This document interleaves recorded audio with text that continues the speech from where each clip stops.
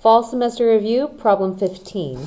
What is the equation of a line that goes through the point negative 4, 11 and has a slope of m is equal to negative 5?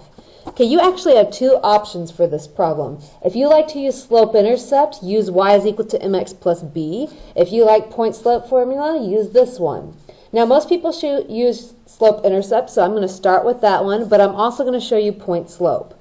So for slope-intercept, we need to find our b value. We already have an x value, we have a y value because that's the point, and we have our m because that's what slope is representing. So if I have y is equal to mx plus b, I'm going to replace all of my letters that I can.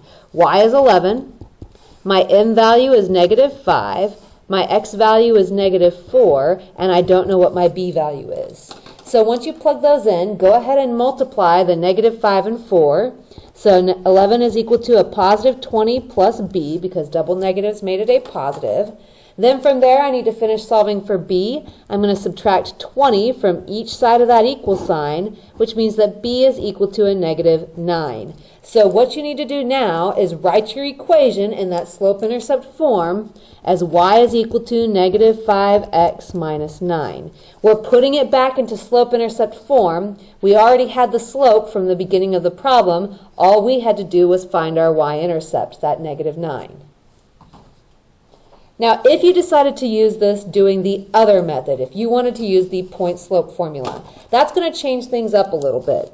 Instead of calling our ordered pairs x and y, we're going to be calling them x1 and y1. The m is still going to be negative 5, but here's the formula that we need to use for this problem.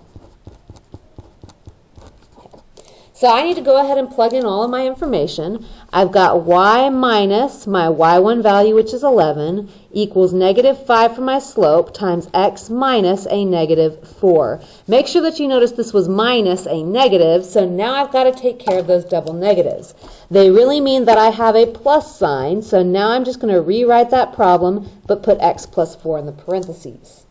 Now, in order to finish solving for y, the first thing I need to do is get rid of those parentheses, so I'm going to distribute the negative 5.